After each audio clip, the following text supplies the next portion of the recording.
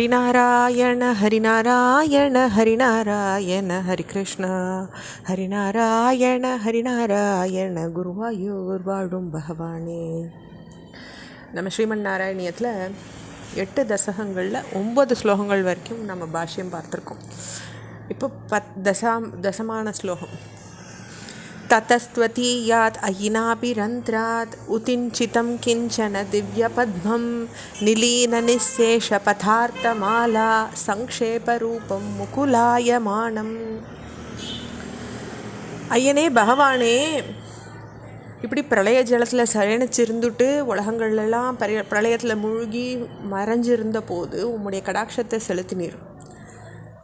அப்போ அதற்கு பிறகு உம்முடைய தொப்புள் குழியிலிருந்து உம்மிடம் லயிச்சிருந்த பொருள் கூட்டத்தின் சூக்ஷ்ம ரூபமான மொக்கு உண்டாச்சு. அதிலிருந்து தெய்வீகமான ஒரு தாமரை மலர்ந்து எழுந்தது அப்படின்னு இந்த பூமி உண்டானதுக்கான பிரளயத்திலேருந்து பூமி முதல்ல உண்டானதுக்கான அம்சத்தை இந்த ஸ்லோகத்தில் பட்டர் தெரிவிக்கிறார்.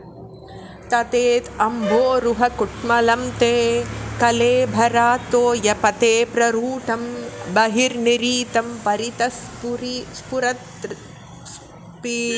ஸ்வாதாமபிர்த்வாந்தமலம் யக்ருந்தாத்.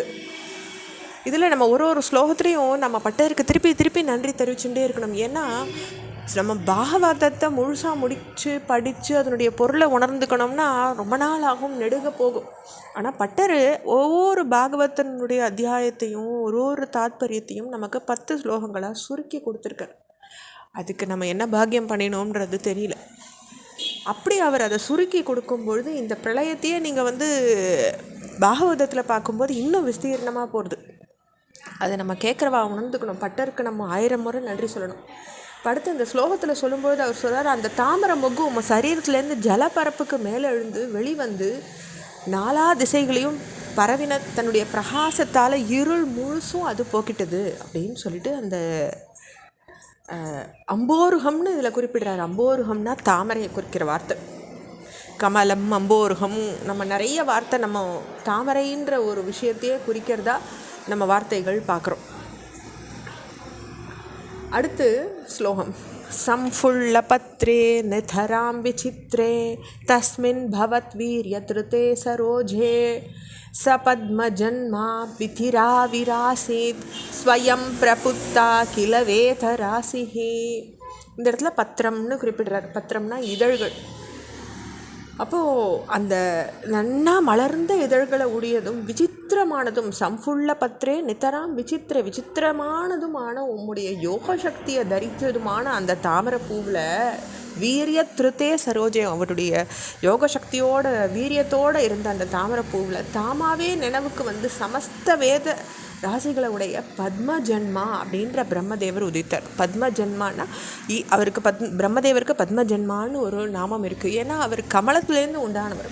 அவர் ஜனித்ததே அந்த கமலத்துலேருந்து, பத்மத்துலேருந்து. அதனால் அவர் பத்மஜன்மா அப்படின்னு சொல்லப்படுற அந்த பிரம்மதேவர் உதிச்சார் இல்லையா அப்படின்னு இந்த ஸ்லோகத்தில் சொல்கிறார். அஸ்மின் பராத்மன் அனுபாத்மகல்பே த்வமித்தம் உத்தாபித பத்மயோனிஹி அனந்த பூமா மமரோகராசிம் நிருந்திவாதாலய வாச விஷ்ணு. நிறைய பேர் நாராயணியம்னா இந்த அஸ்மின் பராத்மனை ஜபிக்காதவா இல்லை. அவ்வளோ ஒரு உகந்ததான ஒரு ஸ்லோகமாக இது இருக்குது. இதை 3 தடவை சொன்னால் அவ்வளோ ரோகத்தை அந்த குருவாயூரப்பன் வாதாலயம் அப்படின்னு இதில் குறிப்பிடுறார். வாதாலய வாச.